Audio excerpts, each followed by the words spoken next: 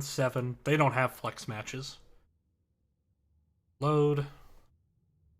Okay. Then let me see what their map bans were. It doesn't matter. I don't really care what their map bans were. We'll just jump into game number 1, which is a Braxis holdout game. So here we go. So Phoenix Rising Diamond versus Bancho, game 1.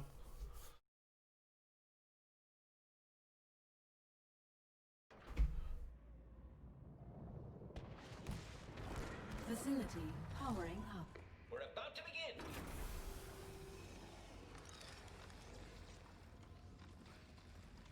So here's what I'm going to do. I'm increasing the speed to faster. And the reason is I want to make sure that I can get through 2 more matches since I had 3 trivia questions. So I'm going to go through this one on faster speed. That'll be fun, right? That's the nice thing about, if you're taking classes online right now or you ever listen to a podcast at 1.5 speed, a lot of students I hear do that.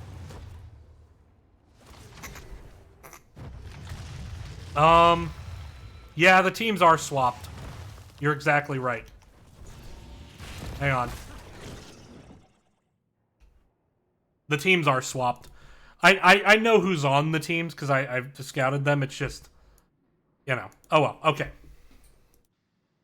Here we go. On the left side. Again, we are casting on faster speed. Just slow down for the good parts. Nope. I didn't expect game 2 on Volskaya to take 8,000 years in the last match. So it really slowed down that series to a crawl. Keep an eye though now. It looks like we got a 2v2 in the top. Vala Ariel, that is going to push a lot. So double support comp on Brax's holdout. Still not as long as Illidan's Unjust Imprisonment. I don't know anything about Warcraft lore at all. Got an invade here. Sleep Dart comes in. Chromie getting deleted there, so this is going to be a successful invade by the members of Band Show. Keep in mind that I have another match at 10, and that's 2.5 hours, so I'll slow it down for now. If we get into a game 3, I will speed it up to faster. That's what I'll do. I'll go normal speed for the rest of this game.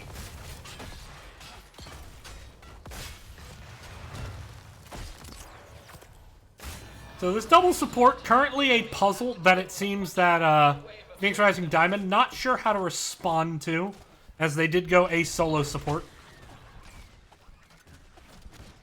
And this is an interesting play on this map.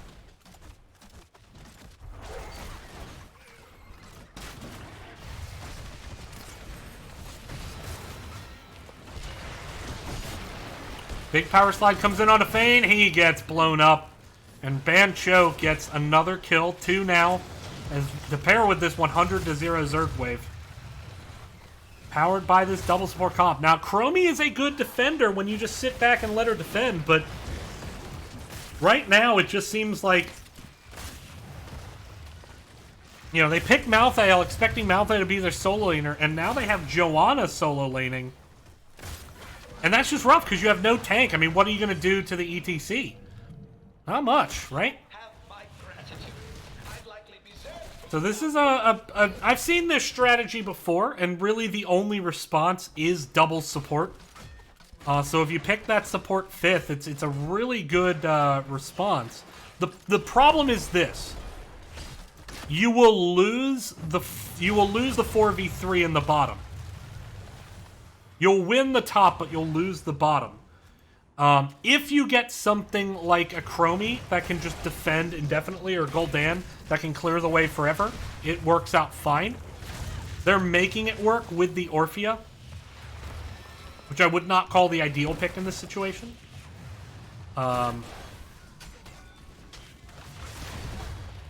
Yeah. Anna has rotated down. Joe stepping up, big condemn. A lot of damage coming in. Here comes Cassia diving in, gets a bit of damage. Ronan and Blue's team both a bit low, up in the top. Quintal and Slugadin pushing up still. Mouth is now coming top, but Mouth does not do well into this kind of thing. Mouth is arguably the worst solo laner to have into this kind of setup. Mouth, to get the best value in the solo lane, wants to be able to pick die alone, wants to be able to get onto the target, and Vala's rather slippery, able to attack at ranged, and has a lot of move speed options, so it is difficult.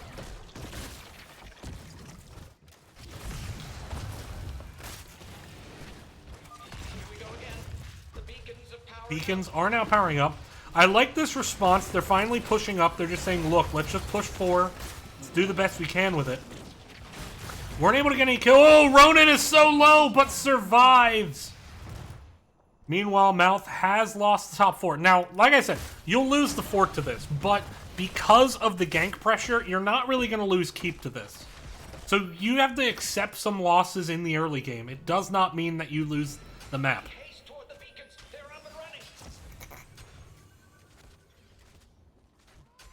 Bottom beacon has been capped by the members of Phoenix Rising Diamond.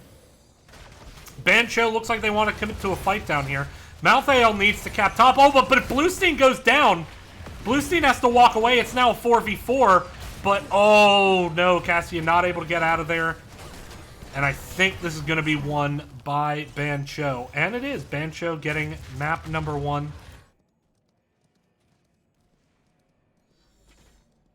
Mouth does cap top. I think as soon as they saw 5 bot, they need to tell Mouth cap top, and they can just walk away.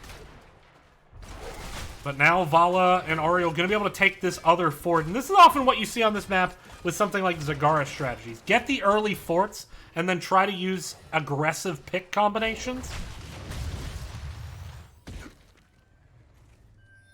But a bit indecisive here from Phoenix Rising Diamond. Now finally moving back onto the point. Our own Vala wisely give. Malthael currently getting chased by 3. Gets a good dismount. Joe steps in, big condemn. They don't have level 10 though, and on the other side, you got Crushing Jaws, Mosh, Crystal Aegis, Reign of Vengeance, waiting on Tyrandas. You would imagine it would be the Starfall given everything they have. It is the Starfall. Oh my goodness, this Wombo is insane. So Bancho just steamrolling at this point. I mean, they're up almost 2 levels. They just got another 2 kills. They can push in this bottom if they want to. Looks like they want to turn their attention to capping top. Sensible. Now they're going to go ahead and steal this Firebat camp. Bottom fort is still standing, but it is getting lower. And Vala's about to finish it off. Both forts down. Passive XP favoring Bancho.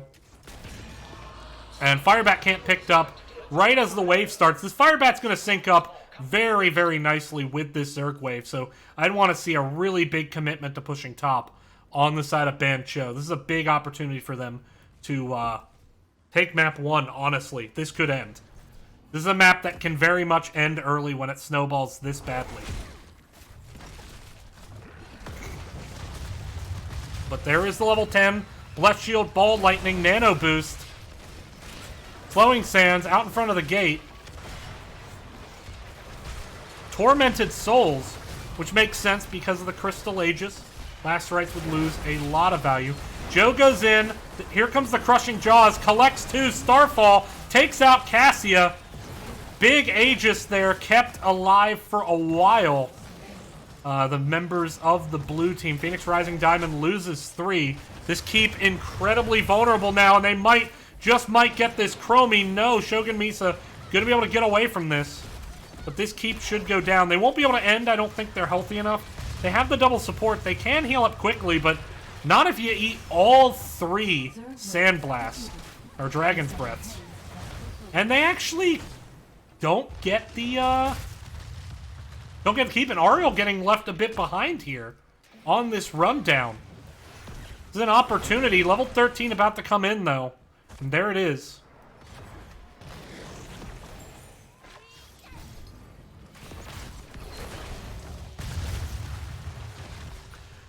You were going to cast this and almost did Lubu Regen Ghost? Yeah, B Northeast is crazy, man. It's crazy. We had a really tough... Oh! Malthael's down. We had a really tough match with Die Gaming. We came out on top, but they slaughtered us game one. I mean, they just slaughtered us. Ooh, there is... Are they going to be able to turn this around? They get the Ariel. That's one. They need a lot more than one kill. This keep, by the way, is still standing, which is just crazy to me. Yeah, big playoff implications. Lubu winning that really sets themselves up nicely to make playoffs. I'll talk about that on 323 Weekly. And by the way, 323 Weekly has a Discord. 323 Weekly has a Discord. I don't know what the match of the week next week is. I usually write the show on Saturday and then run all my simulation stuff and everything on Sunday. So I typically put all my graphics, save the simulation together on Saturday, and that includes match of the week. Part of it, too, is I look ahead because it's not as simple as, like, who's playing week 8. You want to look at what flex matches are scheduled, because sometimes there's a really, really good flex match in a week that is otherwise devoid of interesting games.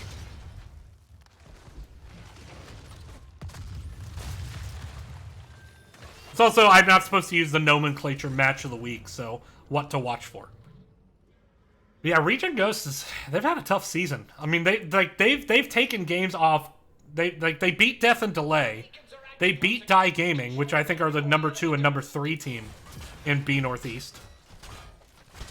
But then, like, they struggle at times too. They almost beat us. I mean, they could have 2-0'd us, and they didn't. And it's just it feels like they play up to their competition, but they play down to their competition too. I think it's a good group of people. Just need to add that consistency. Looking for this gank onto Malthael. Big power slide comes through. Starfall tries to lock people down. There's the Crystal Aegis. Health bars are just falling left and right, but slowly but surely they're starting to favor Phoenix Rising Diamond here. Bancho getting turned around on, and that is 4 kills. Are they going to make it a full team wipe? They are, and this is the stuff that comebacks are made of. Phoenix Rising Diamond going in, and ETC may have actually done himself better just staying under tower and seeing if the tower could kill Malthael. It did not, and now this is an opportunity. 100% Zerg Wave on the way. They can turn their attention to boss. They do have the Ana, who's pretty good at healing, but that said, they want to make sure all that damage is as much as possible going into the Joanna, so that way they stay nice and healthy here.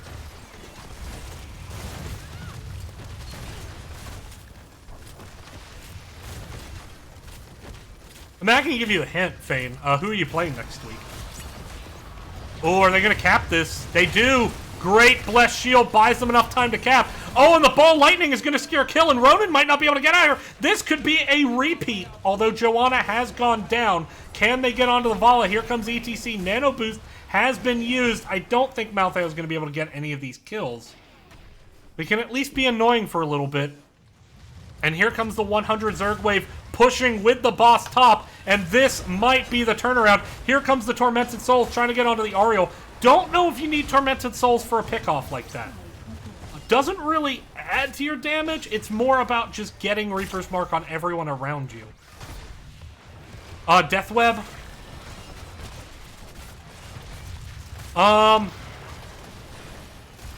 Maybe. I mean, so I maybe. Well, now if you're telling me they're number 2, well, that's a little bit of a spoiler, isn't it? It's not likely they lose this game to Bancho and are still the number 2. Blue team's core is under attack. Have you guys played HGC yet? Oh, here comes the engage. Core starting to take damage from the boss.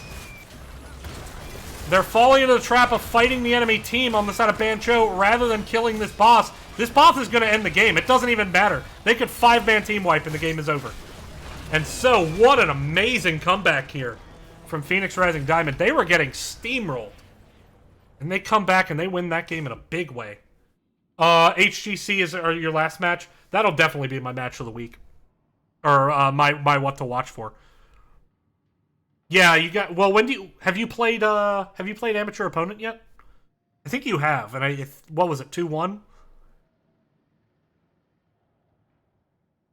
Because like my top 5 in order, if you told gun to my head who's going to be top 5, Deathweb, HGC, Amateur Opponent, you all Probius. Yeah. If you asked me, that would be what I would say. Okay. All right. Well, with that, great map number 1. Coming out from Bancho at first. I mean, they had a good draft. They ran it well, but that's kind of the thing with that style of double support is once you get the forts down, then what? And I think they could have gotten that keep. I think they were just dancing around in Chromie Dragon's Breath too much. I mean, there were points where, people were getting hit by triple Dragon's Breath by pretty much walking out of their way to get hit by it again. So just got to reduce that free damage you give to Chromie. But we march on to game number 2. It is Volskaya Foundry. Bancho versus Phoenix Rising Diamond. I mean, that's definitely the Amateur Opponent game I think will be huge. The problem with the Deathweb game is I think Deathweb, at this point, we can say, I think Deathweb probably would have been more at home in A West. Like, swap Deathweb and, did they swap sides again? This is my angry face.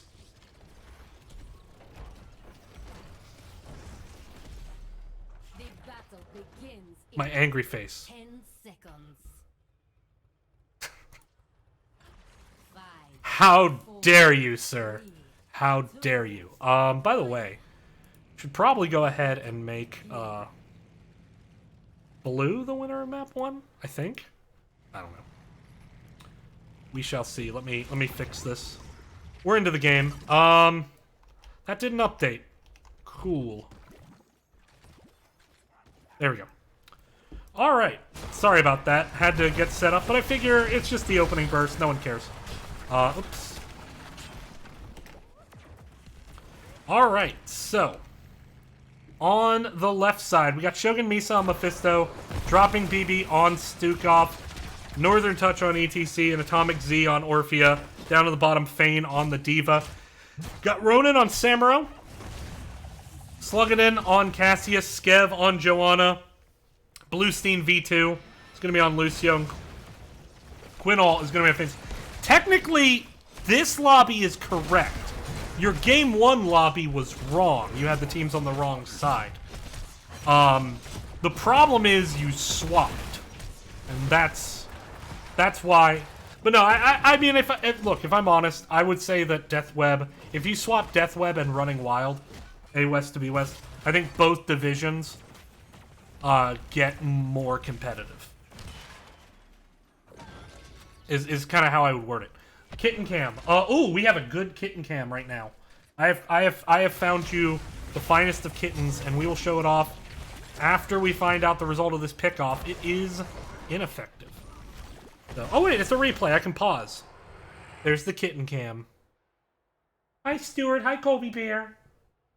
How you boys doing? Do they deserve pets? What do you guys think? Do they deserve pets? I mean, they look like they deserve pets. I only see one yes. Yes? Okay, alright, they deserve pets. Alright, boys.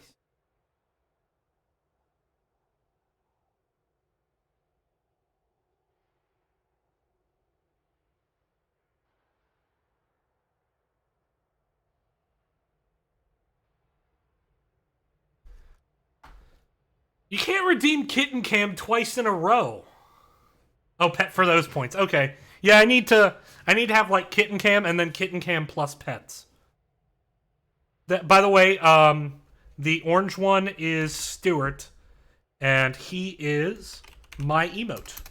So that, if you want that emote, I don't really care. I'm not, this is a hobby, this is not a career. I don't really care about sub money. So, it's up to you if you want it. I think I made it redeemable with channel points fairly intentionally because it's just a hobby. But with that, yeah, those cats love each other. They snuggle. It's Stuart and Colbert. But here we go, back into the game. Pardon me. All right, just as a reminder, if this is our last match, I do not know if it is, but if this is our last map of this match, then immediately following it, we will have a trivia question, and whoever gets the trivia question right gets to pick a replay. Ooh, and there is a big silence on the Phoenix to interrupt the teleport. Great job there by dropping BB. And that is a big kill to get heading into the first objective. They are going to move straight into this medic camp. I think that's a good call. Well done. Oh, nice. Thank you for the sub, dropping babies. Thank you very much. Enjoy your DB Smill stew. And by the way, the channel points are called Stew Bucks. Because I thought it was funny. Oh, that's right. They stole the turret. I just noticed that. There we go. He is a handsome kitty. He's my baby. He is almost 10 years old, and that kind of breaks my heart a little, if I'm honest. Oh, Phoenix was holding it, right. I'm tired today. I need to chug more caffeine drink and wake up.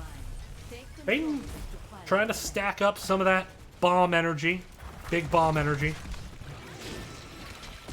Love this call from PRD. We have all the tools. Now you have to clear the point and approach us. I love that call. Give up the initial soak in order to gain the positional advantage. Or give up the initial objective in order to gain the positional advantage. Now you have to walk into a Diva Stukov ETC. Now, granted, this is a pretend Stukov, so they don't have all the tools for disengage, but they still have potentially a silence. They have the combo you can run, the WED, the WED combo. I still call it the WED. That's why I like it's WED roots when you go virulent reaction. They're now pushing back on. They have control of the point, 41%, and they're chasing out, and they are absolutely trading out this damage. Blue Steam may be a little bit off target with the silence, but it doesn't matter. The slow was there, and Lucio goes down. 2 kills for Phoenix Rising Diamond, and they have a chance to get an early lead, especially with those 2 turrets on there. These will fall off, but not before the cap is happening, and Stukov, Orphea, they're going to go ahead and grab yet another turret. Zenro clones continue to push the bot. They don't really do a lot of damage at this point in the game. Keenel needs to be incredibly careful there. Shields were not up, and stepping through the gate to get the clear. Blue team has taken control of a protector. I love this call. Immediately rotate at top, but also, and this is the big thing, clear the wave. I see so many teams just impatiently run the Triglav under the tower and start taking damage. Clear the wave, get some minions up to help you. Well, I say that like praise, but then they just run it under the towers anyway. Rip. You know, especially with this first Triglav protector, your HP is definitely more limited than your time. Not to say you have a ton of time, but now that you're low HP, like, you can't even pressure up and do anything. Later on, your time is definitely more valuable than your HP. Especially with the third Triglav. Like, you want to go ham and right-click core? Go ham and right-click core. That's the play. But, first one, you know, play it a little bit slower. Get some minions with you. Split that damage. That's the key. Ronin continuing to just be annoying, but only that. Still, though, level 10's now in favor of Phoenix Rising Diamond as they start to work to clean up this medic camp. I will say this works in your favor. Just because you were asking earlier, dropping babies. There's a fair chance that you're the what to watch for of the week simply on math alone. As I believe there's only 4 matches, and 2 of them involve RGA and ZZZ. So on that alone, you might, well, unless RGA and ZZZ, when they play each other, they almost have to be the what to watch for. Simply because whoever wins that is going to go to the playoffs.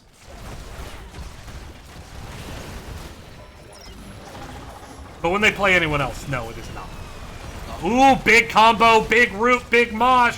They finally get the first kill down, but Orphea getting focused here by Phoenix, and the Samuro does finally go down. It's a 1-for-1 trade at the moment. ETC power slides through. It looks like Mephisto wants to get onto Phoenix. Stukov gets the slow, has the combo, but doesn't have level 13 root yet, and so is going to be able to walk away. I think I am the only Stukov that never picks Growing Infestation.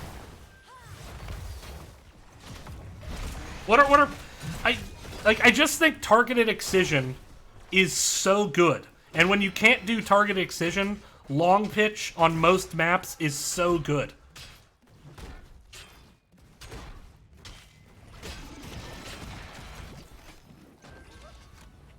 And you can hit Targeted Excision on Joe now. It used to be I would never pick Targeted Excision into Joe, because, you know, she was just unstoppable, and you would lose your pustule. But now, or like if she was unstoppable, you didn't have anyone to hit. But now, like, yeah, I'd take it into Joe every time, because she, especially into Joe, because she doesn't have any kind of like dash or anything. She just has to run in a straight line.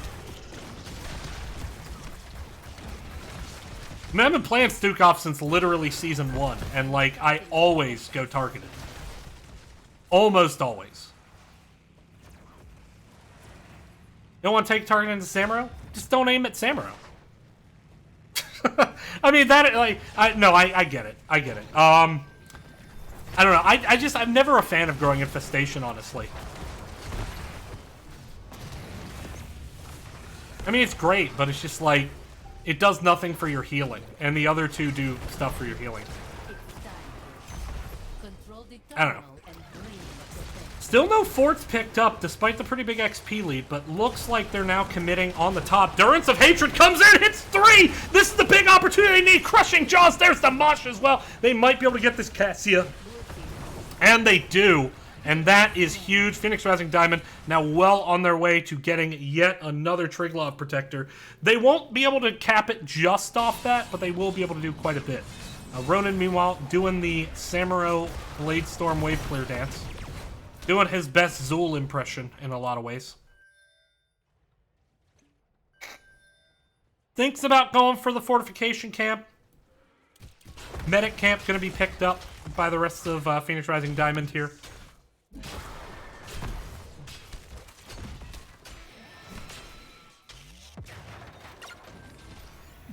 There we go. Stukov sitting pretty on the point.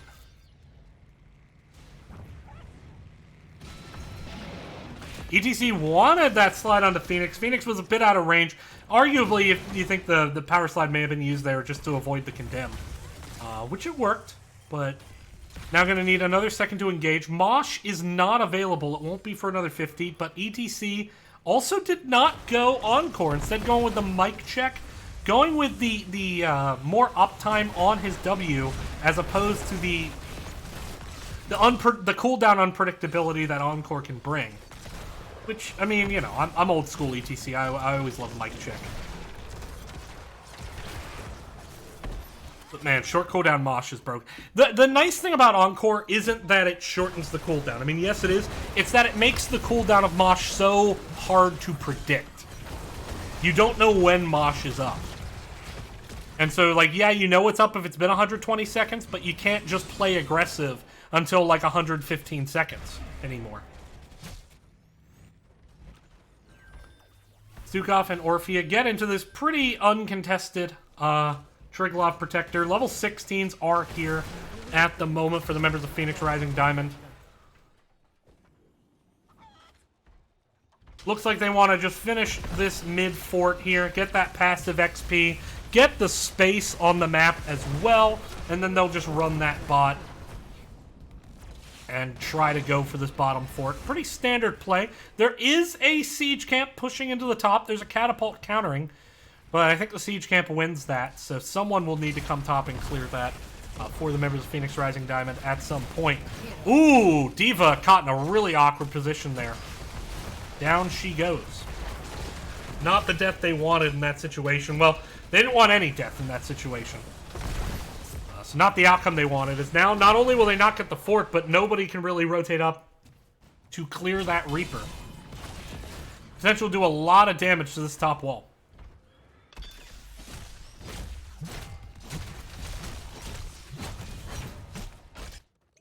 Mephisto now rotating top. We'll clear it. Wall has taken a lot of damage, though. But Mephisto should be able to clean that up. But now this Triglov just kind of stuck sitting behind the gate waiting for something to happen. My team will begin repairs. By the way, this is a much more standard Lucio build. Although at 4, I've always liked the cooldown reduction on... Ooh, there's a big root combo onto Joe. I've always liked the cooldown reduction on the wall slide. Then again, I like to play Lucio like a very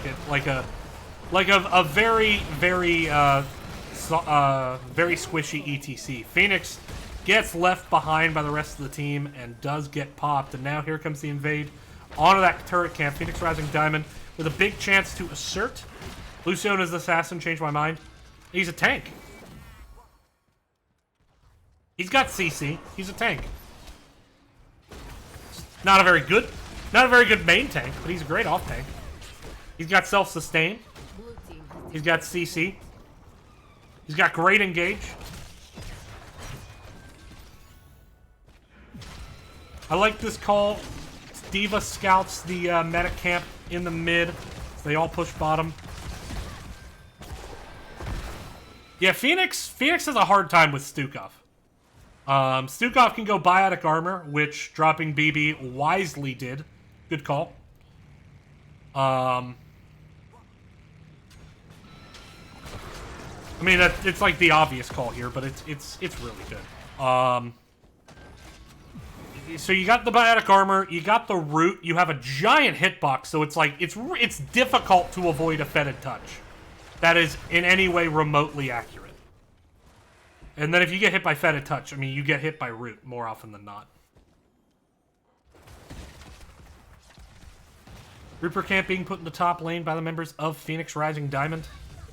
Diva doing a little hippity hop, but now getting broken out. Didn't have the bomb available. Oh, gets stunned out, but doesn't actually get pulled by the Valkyrie there. ETC goes in with the Mach. Big heal comes in, and actually the Lucio caught in the silence is not going to be able to help his teammates. And so that will secure the kill onto Samuro. Oh, I think Durance of Hate was just attempted to be used there, but didn't come out while Mephisto was still forward. And down goes the Joanna. And level 20 is here. You got top off. Mephisto going with the W on his Shadow. Or if you go with the Crushing Jaws upgrade, which is just insane when you start. It lets you snowball kills so hard. Storm Shield coming out from ETC. That means that tells me when you pick Storm Shield, you're looking to end the game shortly, because you're not getting some of the big team fight value, but it does let you just push a structure down. They grab the mid keep. Huge advantage at this point for Phoenix Rising Diamond. They're going to go ahead and take top Reaper camp. Top Reaper camp has not been cleaned up, by the way, and there's a catapult yet. There comes Samuro with the Blade Storm, but now needs to maybe be a bit careful. They don't pick the right clone, or at least they didn't try to. It did look more like. But now they're going to start pushing down this top with these 6 Reapers. I actually think this is a very good use of their opportunity here. Mephisto going in, chunking out a ton of damage. Bluestein very low in the back there. Crushing Jaws forces Phoenix forward, who is now low. Has the shield to get away thanks to that Lucio. But Mephisto is just keeping the health bar so low, and now that that temporary shield from Lucio is gone, Phoenix just having to sit in the back and wait but continuously taking just enough damage to stop the shield cooldown. And with this top keep down, this is a very vulnerable situation. And if they get the Joanna here, that might be the game. Oh, but the health bar's starting to get low. Orphea is extremely low. Oh, but the Blessed Shield, while the stuns are out, Orphea does get the big self-sustained heal, as well as the pop from the Stuk off. And now Phoenix might go down. Does go down in the last frame before he disappeared. Are they gonna just go core? You got 2 kills. They are just gonna go core. Alright. 2 catapults here. Core shields are down 50%. That is game. Phoenix Rising Diamond gonna take the 2-0. So congrats to them on that win. As you know, they continue to definitely excel past, I think, what my early season expectations were. I think the top of B Southeast is definitely Deathweb. I think there's a big gap from Deathweb to any other team. But they have a chance for that statement win against amateur opponents. That would be big. I will say that my simulation model likes Phoenix Rising Diamond to be like a 2 or a 3 seed, which I don't, actually. But we'll see if I'm wrong. We'll see if I'm wrong. But it is time. Here's the trivia question. I will go over the rules one last time for one last trivia question. First, I'm going to